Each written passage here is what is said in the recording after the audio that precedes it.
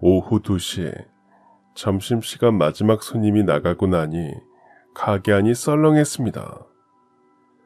저는 손님이 앉았던 테이블을 치우면서 깊은 한숨을 내쉬었어요. 점심시간에 겨우 4테이블을 받았기 때문이죠. 물론 고깃집이라서 저녁 장사가 메인이긴 하지만 요즘은 저녁 장사마저 신통치 않습니다. 처음부터 이런 건 아니었어요. 몇 해 전까지만 해도 그럭저럭 괜찮았습니다. 점심때는 동네 직장인들이 자주 왔고 저녁엔 가족 단위의 손님들이 꽤 있었죠. 그런데 2년 전 길 건너편에 대형 프랜차이즈 고깃집이 들어서면서 모든 게 달라졌습니다.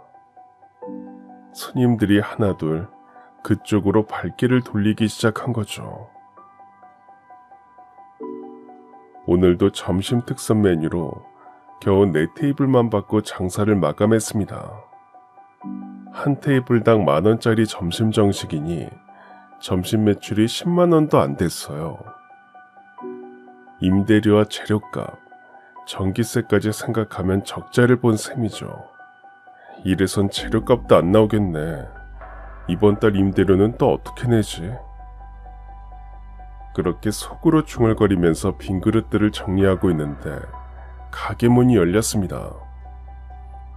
저는 손님이 오신 줄 알고 기운차게 인사를 하고 보니 가게 안으로 들어온 사람은 10살쯤 되는 꼬마아이였어요. 어른이 따라 들어오나 했는데 유리 문 밖으로 다른 이의 모습은 보이지 않았습니다. 어린 꼬마가 어른도 없이 불쑥 고깃집에 들어오다니 이게 무슨 일인가 싶었어요. 아이는 저를 빤히 쳐다보더니 성큼성큼 다가오더군요. 그러곤 또렷한 목소리로 이렇게 물었습니다. 아저씨가 여기 사장님 맞죠? 그래, 내가 사장이야. 혹시 길을 잃었니? 부모님은 어디 계시고? 길 잃은 거 아니에요. 저 혼자 왔어요. 아저씨한테 드릴 말씀이 있어서요. 저 여기서 일하게 해주세요. 10살짜리가 일자리를 달라니 이게 무슨 소리인지 도저히 이해가 안 됐어요. 그런데 뒤이어 나온 말이 더욱 기가 막혔습니다. 엄마가 아파서 그래요. 저한테 3년치 월급을 미리 주시면 사장님 가게 대박나게 해드릴게요. 아이는 진지한 표정으로 그렇게 말했어요. 마치 어른들이 사업 제안을 할 때처럼 말이죠. 10살짜리 아이가 대체 무슨 말을 하는 건지 당돌한 아이의 말과 태도에 저는 한동안 대답할 말을 찾지 못했습니다. 아이의 말이 너무 황당해서 웃음이 나올 뻔했지만 진지한 눈빛을 보니 함부로 웃을 수도 없었어요. 그때는 몰랐습니다. 그날의 그 만남이 제 인생은 물론 저희 가족 인생까지 송두리째 바꿔놓을 줄은 말이죠. 이 이야기를 시작하려면 먼저 아내와 제가 가게 문을 연 대로 거슬러 올라가야 할 것 같습니다. 저와 아내는 결혼과 동시에 동네에 작은 고깃집을 차렸어요. 신혼집 구할 돈을 가게를 차리는데 과감히 투자한 거죠. 물론 아무 생각 없이 가게를 연 건 아닙니다.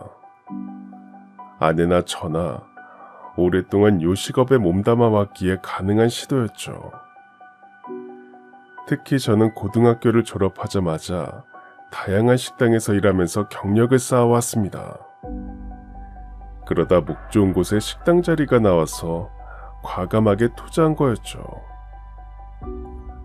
초기 몇 년은 괜찮았어요. 점심 장사도 그럭저럭 잘 됐지만 메인은 저녁 장사였죠. 저녁이 되면 회식을 위해 찾는 동네 직장인들, 가족 단위로 오는 손님들로 작은 가게가 꽉 차곤 했습니다. 그때만 해도 장사가 끝나고 나면 아내와 함께 불판을 닦으면서 웃을 수 있었어요. 하지만 행복한 시절은 그리 오래가지 않았습니다. 2년 전 길 건너편에 대형 프랜차이즈 고깃집이 들어서면서 모든 게 바뀌었거든요. 일단 규모부터 저희와 달랐습니다. 테이블이 8개 남짓한 저희 가게와 달리 그곳은 큰 건물의 1층을 통째로 사용했거든요. 손님층이 다르겠지, 프랜차이즈 맛이 비슷하니까 라고 생각하며 처음엔 애써 가볍게 넘겼어요. 하지만 현실은 달랐습니다. 세련된 인테리어에 넓은 주차장, 화려한 오픈 이벤트까지. 그 앞을 지나갈 때마다 저도 모르게 어깨가 움츠러들었습니다. 오픈 이벤트로 1인당 9,900원의 고기 무제한 진행. 이런 홍보 문구를 보면 가슴이 철렁 내려앉았죠. 저희는 그렇게까지 가격을 내릴 순 없었거든요. 한 달쯤 지나자 변화가 느껴지기 시작했습니다. 평소 단골이던 직장인들이 점심시간에 안 보이기 시작하더니 저녁에 가족 단위로 오던 손님들도 하나둘 줄어들었어요. 오픈 이벤트를 하니까 그렇지 일시적인 현상일 거야. 저는 걱정하는 아내를 그런 말로 안심시켰습니다. 하지만 오픈 이벤트가 끝나도 떠난 손님들은 돌아오지 않았어요. 금요일이나 토요일 저녁은 늘 가게가 만석이었는데 그런 날도 테이블을 다 채우지 못하는 날이 많았습니다. 상황이 나아질 때까지 마냥 기다릴 수 없었어요. 뭔가 변화를 줘야겠다고 생각했습니다. 저와 아내는 이런저런 해결책부터 찾아 나섰습니다. 하지만 가격으로 승부를 보기엔 무리가 있었어요. 고기를 떼우는 양부터가 차원이 달랐으니까요. 우리가 잘하는 건 고기니까 양념을 더 특별하게 만들어 보는 건 어때?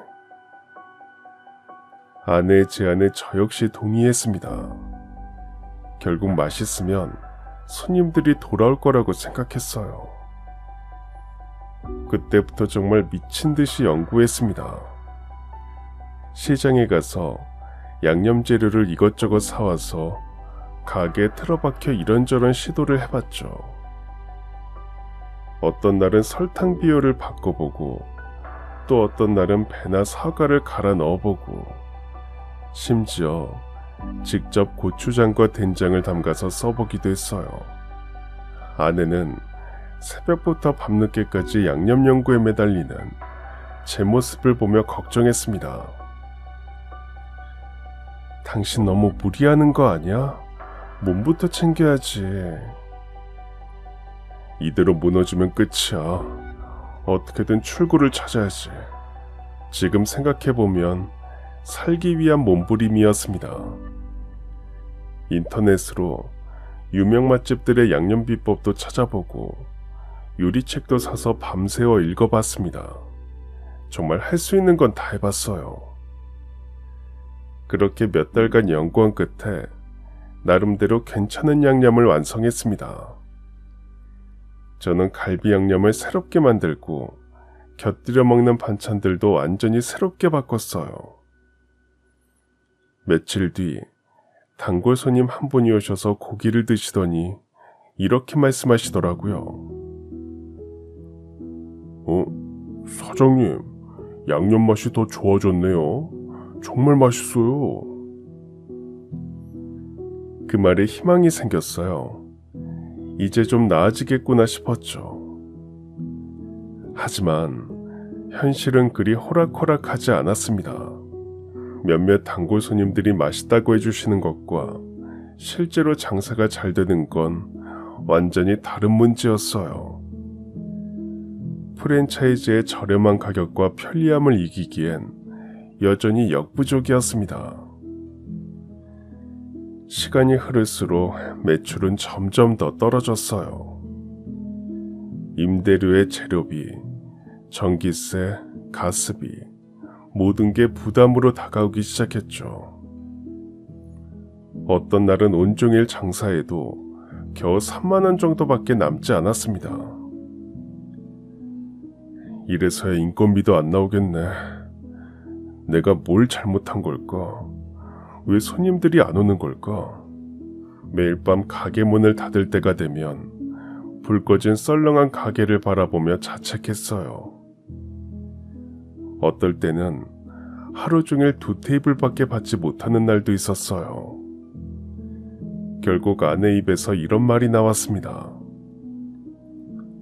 여보, 우리 이대로 버틸 수 있을까? 시은이는 점점 잘하는데 학교 가면 돈이 더 많이 들 테고. 그렇습니다. 딸아이는 초등학교 입학을 앞두고 있었어요. 그런 상황에서 생활비조차 제대로 못 벌고 있으니 눈앞이 깜깜했습니다. 그러자니 저도 모르게 가게를 접어야 하나 그런 말을 중얼거리게 됐어요. 아내 역시 별다른 대꾸를 하지 않았습니다. 그렇게 하루하루 힘겹게 장사를 이어가던 중에 그 아이가 제 가게를 찾아온 겁니다. 사장님 가게 대박나게 해드릴게요. 대신 3년치 월급을 주세요. 아이의 황당한 제안에 저는 제 귀를 의심했어요. 10살짜리가 대체 무슨 소리를 하는 건지, 말문이 막혀서 웃어야 할지 혼내야 할지 감을 잡을 수 없었습니다. 3년치 월급을 달라고? 가게를 대박나게 해준다고? 네, 정말로요. 저 진짜 잘할 수 있어요. 아이의 당돌한 말투와 진지한 눈빛 때문에 뭐라 대답해야 할지 정말 모르겠더군요. 장난인지 진짜인지도 모르겠고, 그렇다고 아이한테 화를 낼 수도 없고, 결국 어정쩡하게 얼버무렸습니다. 그래, 아저씨가 한번 고민해 볼게. 그러고는 아이를 그냥 돌려보내기 뭐해서 근처 슈퍼에 데리고 가서 아이스크림을 하나 사줬습니다.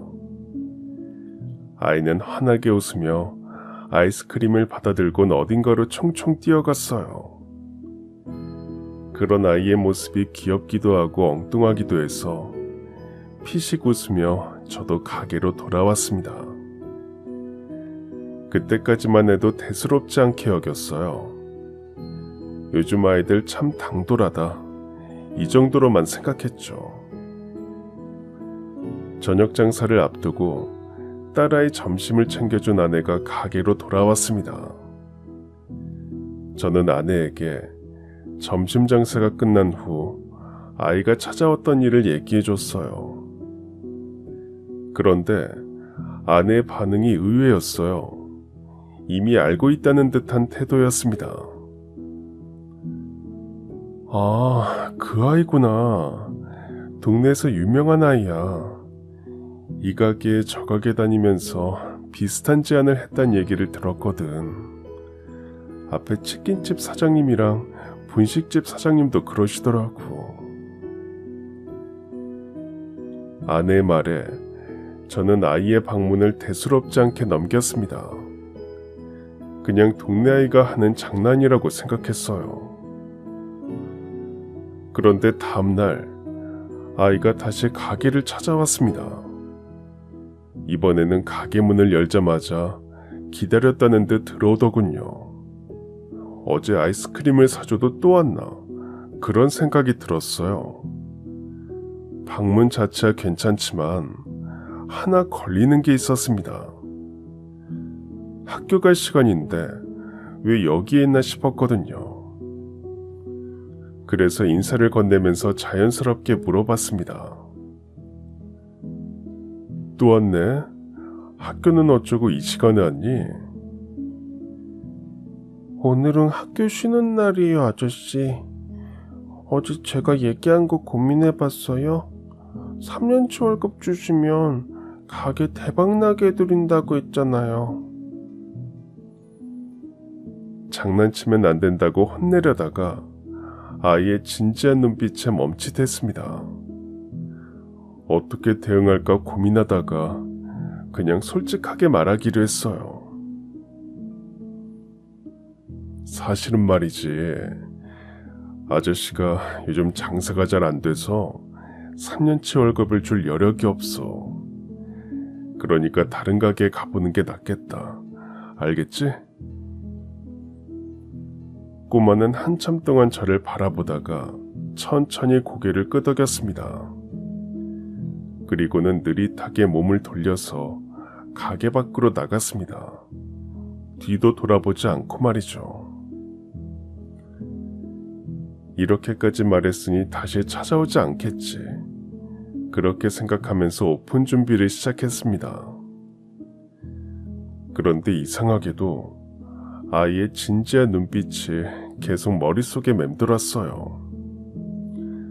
아무리 생각해도 그 아이의 표정엔 뭔가 다른 게 있었습니다. 장난이라고 하기엔 너무나 간절해 보이는 눈빛이었거든요.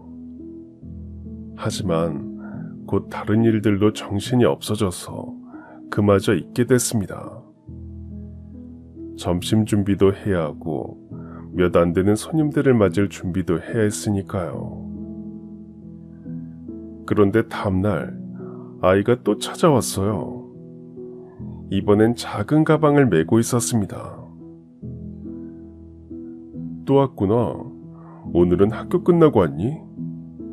오늘은 점심 장사가 끝나고 방문해서 그렇게 물었더니 아이는 고개만 끄덕였습니다. 저 역시 아이를 기다리던 참이었어요. 어제 아이의 그 진지한 눈빛이 계속 마음에 걸렸거든요. 왜 돈이 필요한 건지, 무슨 사정이 있는 건지 좀 더 자세히 모를 참이었습니다. 그런데 제가 묻기도 전에 아이가 먼저 가방에서 두툼한 공책을 꺼내서 저에게 내밀었어요. 이거 한번 보세요. 보물이에요. 우리 아빠가 제일 아끼던 건데 엄마 몰래 가져온 거니까 얼른 보세요. 처음에는 또 장난인가 싶었습니다. 그런데 꼬마의 표정이 어제보다 훨씬 더 진지해 보였어요. 뭔가 묘한 기분마저 느껴질 정도였습니다. 이게 무슨 보물인데? 사장님 가게를 대박나게 해줄 보물이요. 사장님한테만 보여드리는 거예요. 아이는 당당하게 말했어요. 그렇게까지 강조하니 궁금하긴 했습니다. 하지만 그 전에 먼저 짚어야 할 게 있어요. 그런데 엄마는 어디 계셔? 며칠 전부터 계속 혼자 찾아왔잖아. 제가 묻자 아이의 표정이 급격히 어두워졌습니다. 그러더니 작은 목소리로 이렇게 말했어요. 아파서 병원에 있어요.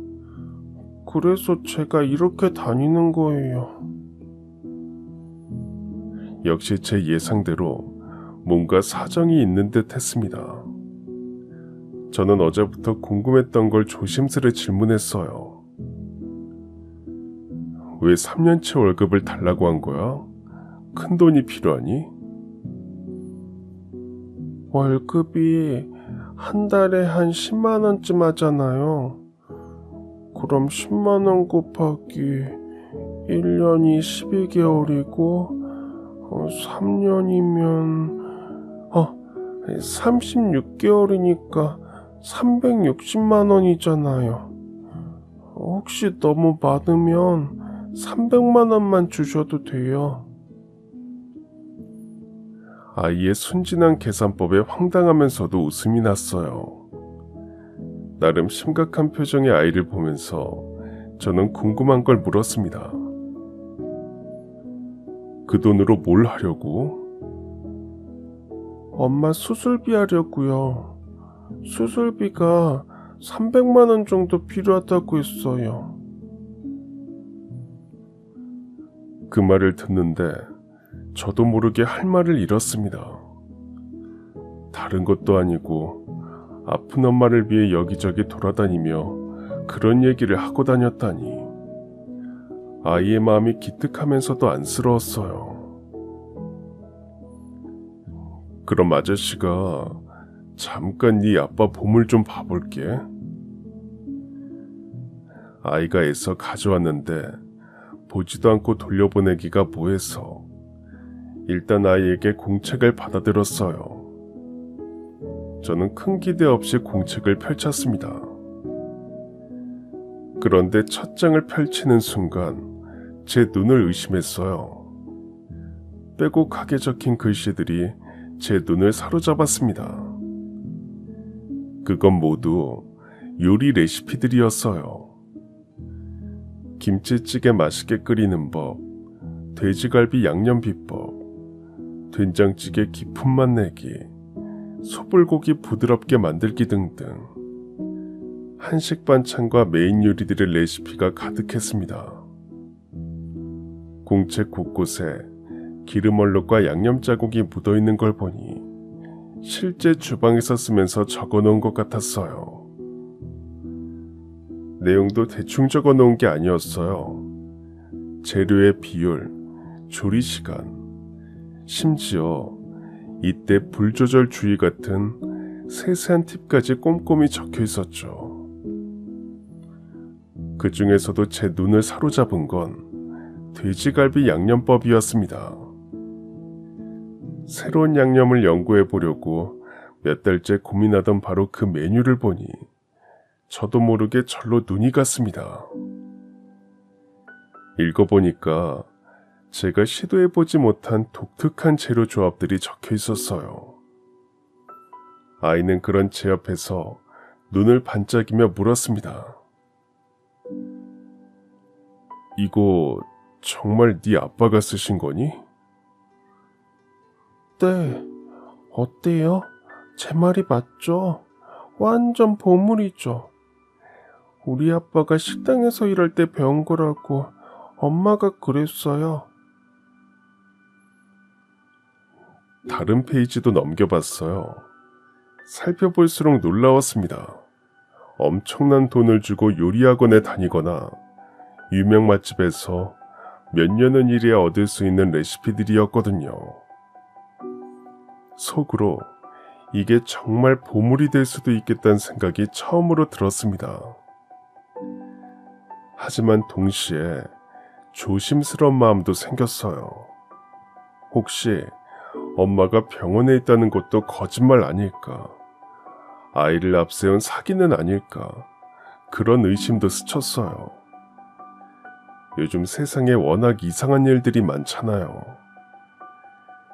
하지만 아이의 표정을 보니까 그건 아닌 것 같았어요. 거짓을 꾸며내는 모습이라기보단 정말 간절한 마음이 느껴졌거든요. 게다가 공책에 적힌 레시피들도 허투루 만든 게 절대 아니었습니다. 저는 아이에게 하루만 더 고민해 보겠다고 말하고 일단 아이를 돌려보냈습니다. 아이는 전과는 달리 자신만만해하며 가게를 나갔어요. 저에게 하루 동안 충분히 보고 내일 돌려달라며 공책도 그대로 놓고 갔습니다. 아이가 나간 후로 저는 다시 한번 공책을 꼼꼼히 살펴봤습니다. 역시 그냥 레시피들이 아니었어요. 그러던 차에 잠깐 집에 있던 아내가 가게로 돌아왔습니다. 제가 심각한 표정으로 공책을 보고 있으니 아내가 의아한 표정으로 물었어요. 저는 방금 있었던 일을 아내에게 털어놓았습니다. 꼬마가 공책을 가져온 것부터 엄마 수술비 얘기까지 모두 말했죠. 아내는 그 말을 듣고 저처럼 깜짝 놀랐습니다. 그러더니 이내 안쓰러운 표정을 지었어요. 아픈 엄마를 위해서 여기저기 다니며 그런 말을 했다니 얼마나 간절하면 그랬을까. 여보, 300만 원이 작은 돈은 아니지만 그렇다고 그거 없다고 우리 당장 큰일 날 금액은 아니잖아.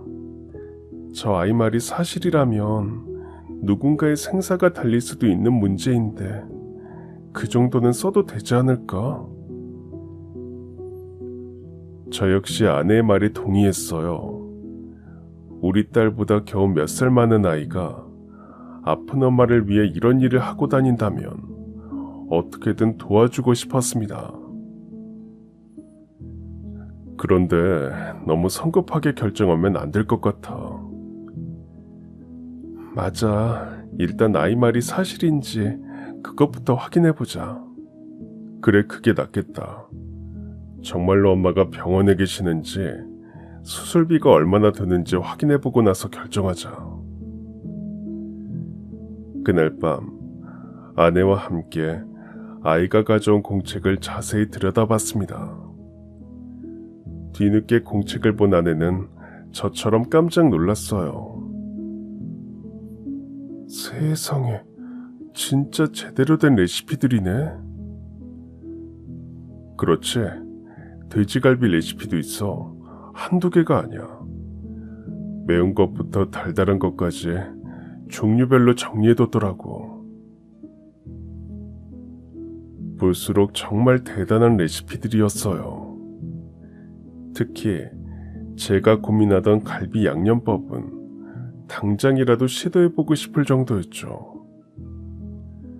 아이 말이 사실이라면 저에겐 정말 무엇과도 바꿀 수 없는 보물이 될지도 모르는 일이었습니다. 다음날 저는 점심 장사를 마치고 아이가 오기를 기다렸어요. 역시나 오후 2시쯤 되니까 아이가 다시 찾아왔습니다. 환하게 웃으며 뛰어오는 아이를 보니 마음이 복잡했어요. 어젯밤 아내와 나눈 대화가 계속 머릿속을 맴돌았거든요. 안녕, 학교 잘 다녀왔니? 이거 아빠 보물, 아저씨가 꼼꼼히 잘 살펴봤어. 저는 아이에게 공책을 건넸습니다. 아이는 그걸 건네받으면서 제 눈치를 살폈어요. 다시 돌려주는 게 거절의 뜻은 아닌지 불안해하는 표정이었습니다. 저는 조심스레 입을 열었어요. 네 말대로 정말 굉장한 보물이더라. 그래서 아저씨가 네 제안을 받아들일까 해. 그런데 그 전에 너희 엄마랑 먼저 얘기를 좀 해보고 싶어. 괜찮겠니? 순간 아이가 움찔하며 표정이 순식간에 굳어졌습니다. 잠시 망설이던 아이는 천천히 고개를 끄덕였어요. 네, 괜찮아요. 엄마가 오늘은 병원 안 가는 날이거든요. 같이 가요. 마침 점심 장사를 마치고 저녁 장사를 다시 할 때까진 시간적 여유가 있는 터라 저와 아내는 브레이크 타임 팻말을 걸어놓고 가게를 나섰습니다. 아이는 동네 골목길로 들어섰어요. 한참 골목을 걷던 아이가 오래된 다세대 주택 앞에서 멈춰 섰습니다. 낡은 계단을 올라가는데 군데군데 난간 페인트가 벗겨져 있고 복도도 전체적으로 어둑했어요. 아이는 문 앞에 멈춰 섰고 곧장 비밀번호를 누르고 현관문을 열었습니다. 집 안에서는 한 여성이 빨래를 개고 있었어요. 여성은 갑작스런 손님의 등장에 당황한 듯 급히 일어섰습니다. 그 여성은 아마도 아이 엄마인 듯 했습니다. 아이 말대로 어딘가 아픈 건지 전체적으로 수척한 인상이었어요. 첫 인상만으로도 아이가 거짓말을 한 건 아니구나 추측할 수 있었죠. 저는 조심스레 인사를 건넸습니다. 안녕하세요. 저는 동네에서 고깃집을 하는 사람입니다. 가게 이름을 이야기하니 아이 엄마가 안다는 듯 고개를 끄덕였습니다. 그런데 그 다음 이야기를 하기가 망설여졌어요. 아이가 바로 옆에서 귀를 쫑긋 세우고 듣고 있으니 어떻게 돌려서 물어야 할지 난감했습니다. 그 사이 아이 엄마는 혹시 아이가 무슨 잘못을 했나 걱정스러운 표정을 지었어요. 혹시 저희 아이가 뭔가 잘못했나요? 아니에요. 그런 게 아니라 아이고, 내 정신 좀 봐. 과일이라도 사왔어야 했는데. 저기, 아줌마랑 과일 사러 갈래? 혹시 좋아하는 과일 있니? 저 사과랑 키위요. 그래, 사과랑 키위 사러 같이 가자. 그러더니 아이의 손을 잡고 집을 나섰습니다. 편하게 아이 엄마와 이야기를 나누라는 배려였죠. 아이와 아내가 집을 나서고 저는 조심스럽게 다시 입을 열었습니다.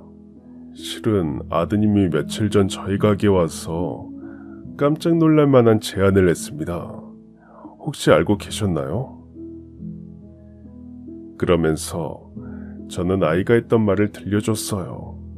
3년치 월급 이야기부터 가게를 대박나게 해주겠다는 내용까지 다 말씀드렸죠. 그러자 아이 엄마가 당황하며 저에게 사과했습니다. 어머, 죄송해요. 저희 아이가 폐를 끼쳤네요. 설마 그런 이야기를 하고 돌아다녔을 줄은 꿈에도 몰랐어요. 그 사이 아이 엄마의 눈시울은 어느덧 붉어져 있었어요. 아픈 자신을 위해 아이가 그러고 다녔다니 미안하고 속상한 듯 했습니다. 저는 얼른 괜찮다고 말했어요. 괜찮습니다. 오히려 그런 아이의 마음이 너무 기특해서 저와 아내가 여기까지 찾아오게 됐습니다. 저는 아이가 건넸던 공책 이야기를 꺼냈어요. 순간 아이 엄마의 얼굴에 슬픔, 그리움 같은 복잡한 감정들이 떠올랐다 사라졌습니다. 아이 엄마는 잠시 동안 침묵하다가 감정을 가라앉히고 공책에 관한 이야기를 풀어놓았습니다. 그 공책은 아이 아빠가 남긴 거예요. 남편의 집안 형편이 어려워서 중학교만 졸업하고 곧바로 식당 주방에서 일했거든요.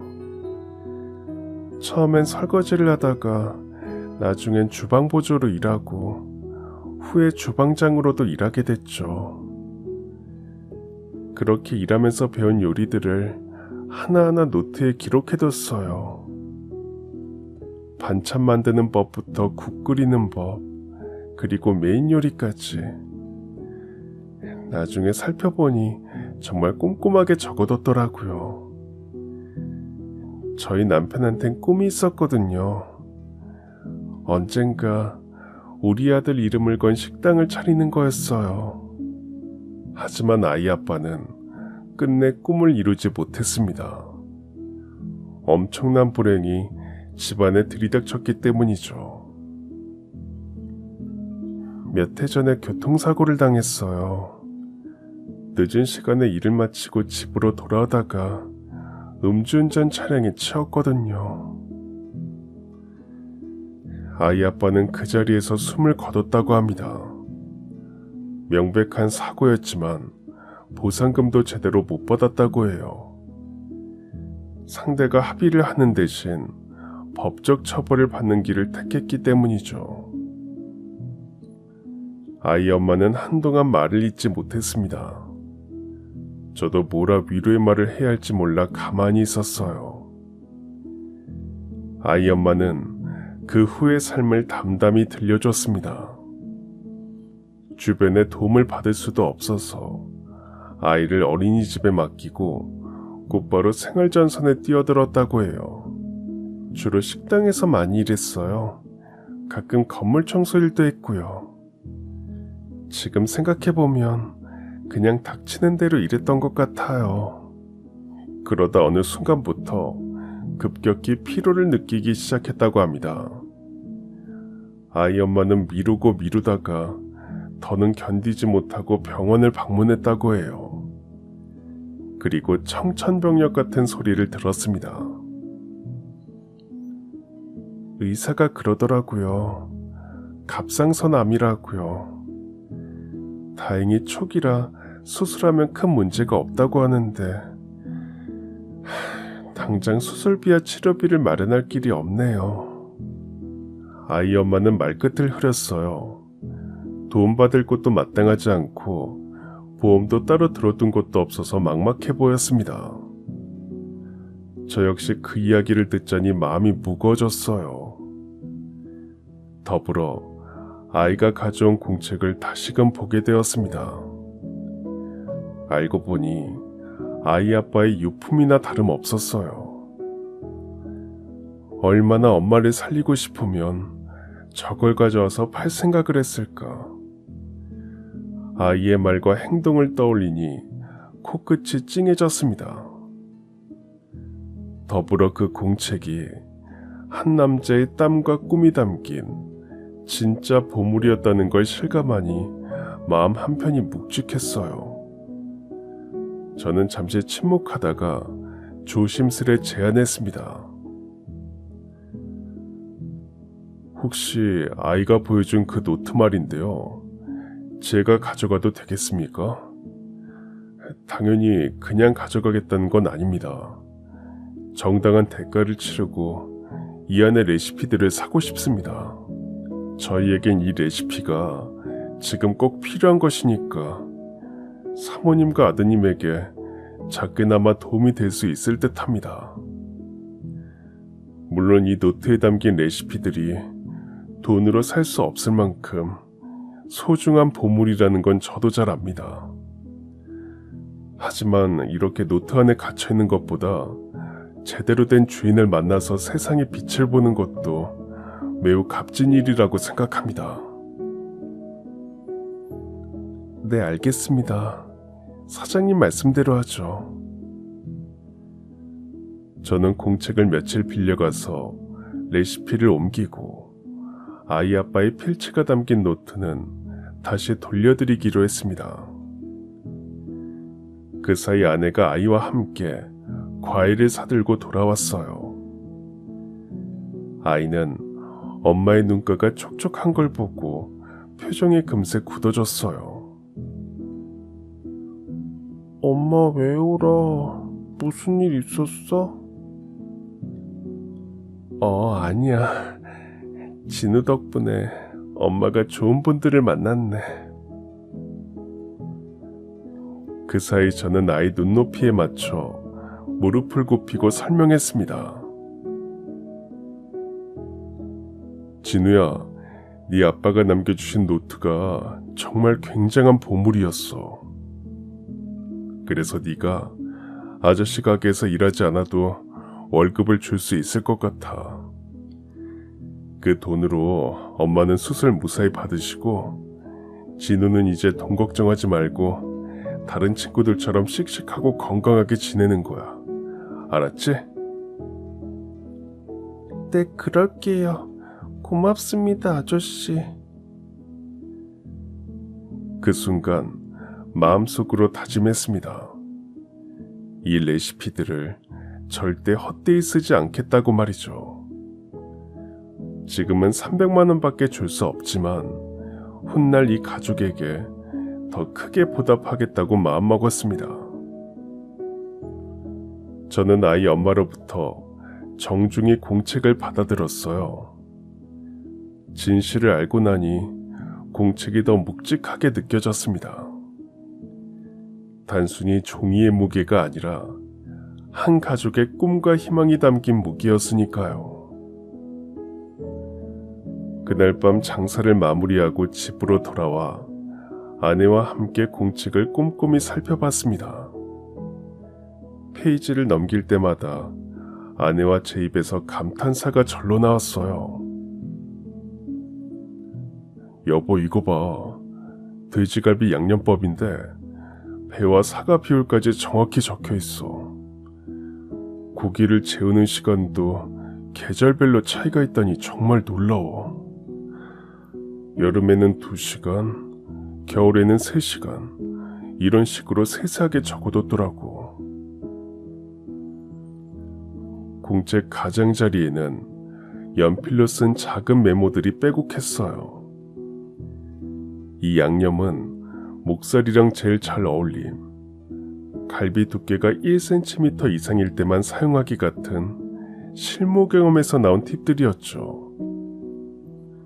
노트에는 단순히 요리법만 적혀 있는 게 아니었어요. 아이 아빠의 노하우와 경험이 그대로 녹아 있었습니다. 또한 반찬 레시피들도 마찬가지였어요. 단순히 맛을 내는 방법만이 아니라 어떤 메인 요리와 조화를 이루는지까지 고려해서 만든 흔적이 보였어요. 공책의 내용을 옮겨 적다가 참을 수 없어서 바로 주방으로 갔습니다. 시범 삼아 갈비 양념 하나만 따라서 만들어 봤죠. 그리고 첫 맛을 본 순간 깜짝 놀랐습니다. 아내 역시 맛을 보더니 놀란 표정으로 저를 바라봤어요. 확실히 제가 평소 해오던 방식과는 맛의 깊이가 달랐습니다. 하지만 그대로 따라하려니 뭔가 부족한 느낌이었어요. 분명 맛있긴 한데 우리 가게 색깔과는 어울리지 않는 것 같다고 해야 할까요? 남의 요리를 그냥 베껴 쓰는 것 같은 어색함이 있었습니다. 그래서 고민 끝에 이런 결정을 내렸어요. 이 레시피를 그대로 쓰는 게 아니라 내가 지금껏 해온 방식과 섞어보자. 예를 들어 내가 원래 쓰던 고추장 양념에 이 노트에 나온 과일즙 비율을 더해보는 거지. 그렇게 실험이 시작됐습니다. 밑반찬들도 마찬가지였어요. 기존에 만들던 콩나물 무침에 노트의 양념장을 응용해서 새로운 맛을 만들어 봤죠. 아내도 적극적으로 도와줬습니다. 물론 곧바로 성공하진 않았습니다. 이건 너무 달아. 이번엔 짠맛이 너무 세네. 양파가 너무 많이 들어간 것 같아. 그렇게 아내의 솔직한 평가를 들으면서 계속 조정해 나갔죠. 매일 밤 가게 문을 닫고 둘이서 이런저런 실험을 했습니다. 그렇게 점점 최적의 조합을 찾아가니까 완성도가 높아지더군요. 일주일쯤 연구한 끝에 드디어 메뉴에 적용해봤습니다. 새로운 갈비 양념과 개선된 밑반찬들로 첫 장사를 시작한 날이었죠. 오랜 단골인 분이 오셔서 갈비를 드시더니 고개를 갸웃하셨어요. 사장님, 오늘은 맛이 좀 다른데요? 그 말을 들은 순간 가슴이 철렁했습니다. 어떻게 다른가요? 전보다 훨씬 부드러워요. 양념도 더 깔끔하고. 혹시 레시피 바꾸셨어요? 네. 저희가 조금 연구해서 레시피를 개선해봤어요. 그래서 그런가. 완전 맛있는데요? 그날 오신 다른 손님들도 비슷한 반응이었어요. 반찬이 더 맛있어진 것 같은데 갈비 맛도 예전보다 훨씬 좋네요. 확실히 이전과는 반응이 달라진 게 느껴졌어요. 그날 밤 아내와 저는 작은 희망을 나누었습니다. 한 달이 지나자 변화가 더욱 뚜렷해졌어요. 손님이 조금씩 늘어나기 시작했거든요. 전엔 오후 2시만 되면 가게가 썰렁했는데 이젠 3시 넘어서까지 손님이 있었습니다. 특히 돼지갈비가 입소문을 타기 시작했어요. 여기 갈비는 다른 데서 먹을 수 없는 맛이야. 반찬도 너무 맛있어서 따로 포장해 가고 싶어. 그런 말을 들을 때마다 가슴이 뿌듯했어요. 반찬 레시피의 변화도 정말 큰 역할을 했습니다. 이 집은 반찬도 다르다는 소문이 나면서 저녁 시간은 물론 점심시간에도 테이블이 꽉 차기 시작했어요. 하지만 늘 순조롭기만 한 건 아니었습니다. 경쟁사인 프랜차이즈 식당에서도 저희 식당의 변화를 눈치챘는지 새로운 이벤트를 연일 선보였거든요. 주로 가격 할인 이벤트였습니다. 점심엔 특선 메뉴를, 저녁엔 주류를 할인해서 제공하는 이벤트였죠. 순간 불안해졌습니다. 이제 겨우 궤도에 오른 것 같은데 또 흔들리는 건 아닌가 싶었죠. 그럴 때마다 아내가 저를 다잡아줬습니다. 여보, 걱정하지 마. 우린 우리만의 색깔이 있잖아. 아내의 말을 듣고 저 역시 마음을 다잡았습니다. 걱정할 시간에 공층의 내용을 더 깊이 있게 연구해 보기로 했죠. 그러다가 발견한 게 있습니다. 뒷부분에 손님의 심리를 반영한 메뉴 구성법이 따로 적혀 있었거든요. 그동안은 레시피를 연구하느라 미처 눈여겨보지 못한 부분이었습니다. 2인 세트를 구성할 땐 고기 양보다 반찬 가지 수를 늘리면 만족도가 더 높아짐. 반찬 리필은 무료로 하되 적당한 타이밍에 먼저 권해야 함. 같은 실질적인 운영 팁들이었어요. 저는 적힌 내용을 참고해서 메뉴판을 정비하고 서빙 방식도 바꿨어요.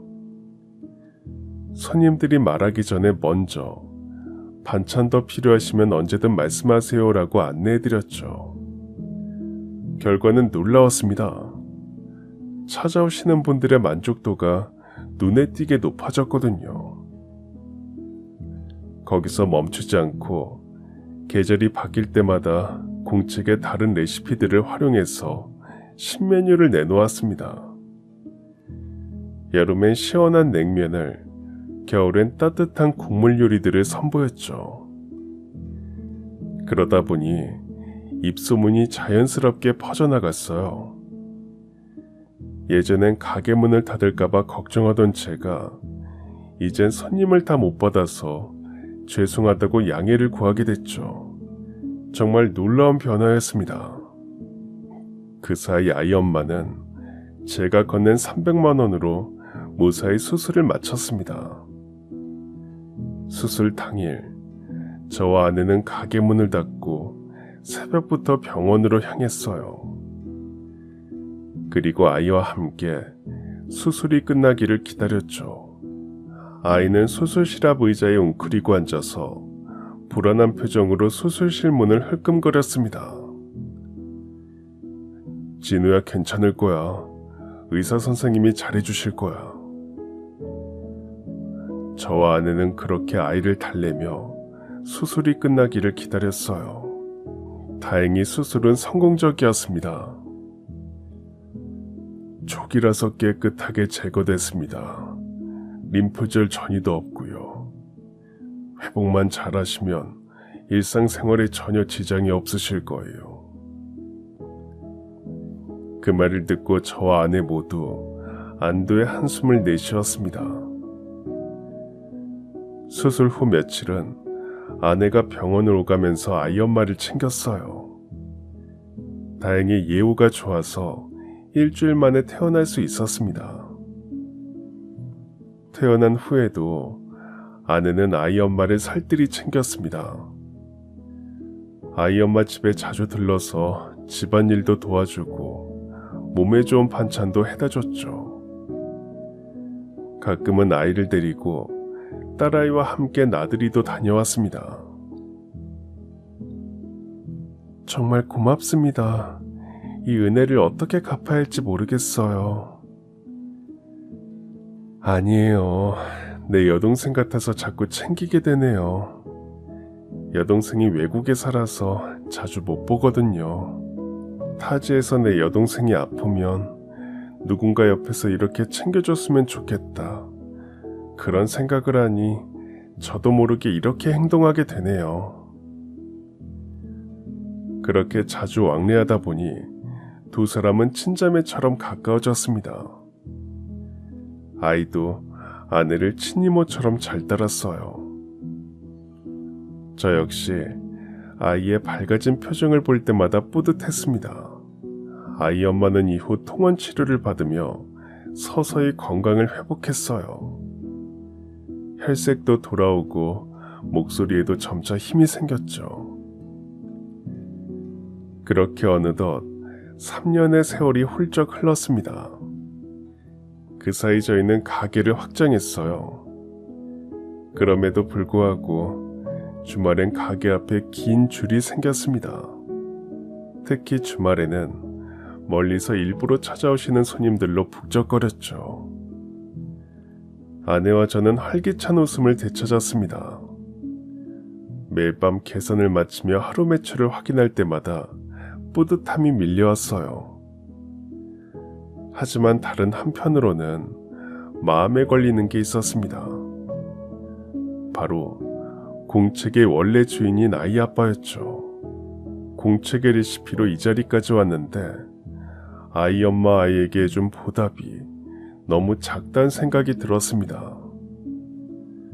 저는 며칠 고심하다가 아내에게 속마음을 조심스레 털어놨어요. 여보, 요즘 계속 생각하는 게 있어. 생각해보면 이 성공은 우리 힘만으로 이룬 게 아니잖아. 아이 아빠의 공책이 없었다면 불가능했을 거야. 그래서 말인데 그 집 가족에게 제대로 된 보답을 하면 어떨까? 당장은 생각이 안 나지만 좀 더 근본적인 도움을 줬으면 해. 아내도 말없이 고개를 끄덕였습니다. 아내와 저는 어떻게 도움을 줘야 할지 몇 주 동안 고심했어요. 그리고 해법을 하나 찾아냈죠. 저희 둘은 의견을 모은 후 아이 엄마를 찾아갔습니다. 가는 길에 아내가 말했어요. 근데 괜찮을까? 갑자기 이런 얘기를 하면 부담스러워하지 않을까? 그럴지도 모르지. 하지만 우리의 진심은 알아줄 거야. 그렇게 말하면서도 저 역시 긴장됐어요. 집에 도착하니 아이 엄마는 아이와 함께 책을 읽고 있었습니다. 확실히 전보다 훨씬 건강해 보였어요. 아이 엄마는 저와 아내를 보곤 환하게 웃었습니다. 저는 아이 엄마를 오랜만에 보는 거라 가볍게 안부를 물었습니다. 아이 엄마는 웃으면서 답했어요. 덕분에 제 건강도 많이 좋아졌어요. 도와주셔서 정말 감사합니다. 그 후 저희는 함께 차를 마시면서 이런저런 이야기를 나누었습니다. 그러다 제가 먼저 조심스레 본론을 꺼냈어요. 실은 오늘 따로 드릴 말씀이 있어서 찾아왔습니다. 요즘 저희 가게가 너무 잘 돼서 둘이 감당하기가 벅차더라고요. 그래서 생각을 해봤는데요. 저희가 분점을 내려고 하는데 괜찮으시다면 그 분점을 맡아주실 수 있을까요? 제 말에 아이 엄마는 깜짝 놀라서 입을 다물지 못했습니다. 네? 저한테 그렇게 큰 자리를 주신다니 제가 할 수 있는 게 거의 없을 텐데요. 그러자 아내가 말을 이어받았습니다. 할 수 있는 게 없다뇨. 아이 키우려고 여러 식당에서 일하면서 다양한 경력을 쌓았잖아요. 그것도 충분히 경력이 되죠. 그래도 제가 괜히 일을 망칠까봐 걱정돼서요. 아이 엄마의 말에 저는 부드러운 목소리로 말했습니다. 진우 어머님께서 아버님의 꿈을 이어가셨으면 합니다. 아버님께서 언젠가 식당을 차리고 싶어 하셨잖아요. 가게 일은 저희가 옆에서 도와드릴 테니까 너무 걱정하지 마세요. 정말 괜찮을까요? 물론이죠. 그 공층에 담긴 레시피들 원래는 진우와 진우 어머님 것이잖아요. 제자리를 찾아가는 과정이라고 생각합니다. 아이 엄마는 한참 동안 아무 말도 하지 못했어요. 그러다가 이내 고개를 끄덕이며 눈물을 훔쳤습니다. 감사해요. 정말 감사합니다. 아닙니다. 저야말로 다시 한번 감사드려요. 그 공책이 없었다면 저희도 이렇게 성공하지 못했을 겁니다. 그 공책이 우리 모두를 살렸습니다. 제 말에 아이 엄만 말없이 고개를 끄덕였습니다. 그 사이 저희 대화를 잠자코 듣던 아이가 두 눈을 반짝이며 소리쳤어요. 엄마, 그럼 우리도 아저씨네처럼 우리 가게가 생기는 거야? 그래, 아빠가 꿈꾸시던 우리 식당이 드디어 생기는 거야.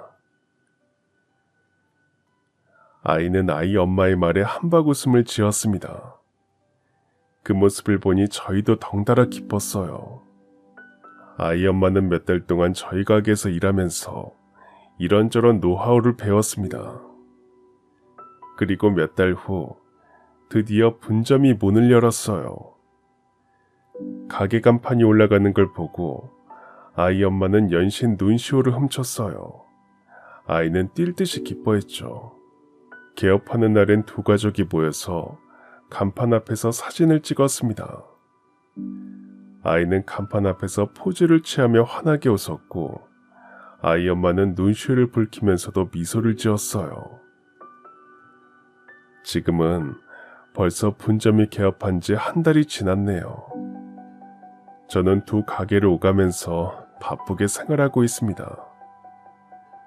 분점은 개업 첫날부터 손님이 정말 많이 왔어요. 무엇보다 아이 엄마가 손님 한 분 한 분을 정성스럽게 대해드리는 모습에 점차 손님이 늘어나고 있습니다. 분점을 다녀오는 길에 문득 이런 생각이 들더군요. 때론 작은 인연 하나가 여러 사람의 인생을 송두리째 바꿔놓기도 한다는 생각이죠. 10살짜리 아이가 용기를 내서 저희 가게에 와준 덕분에 우리 모두 웃을 수 있게 됐습니다. 이제 그 꼬마는 씩씩하게 자라서 엄마를 도와가며 새로운 꿈을 키워나가고 있습니다. 저와 아내는 인연이 닿는 데까지 아이와 아이 엄마를 도와주려 합니다. 오늘 제 사연은 이걸로 마치겠습니다. 들어주셔서 감사합니다. 그럼 지금까지 사연 들어주셔서 감사합니다. 사연이 재밌으셨다면 구독과 좋아요 부탁드려요. 감사합니다. 안녕히 계세요.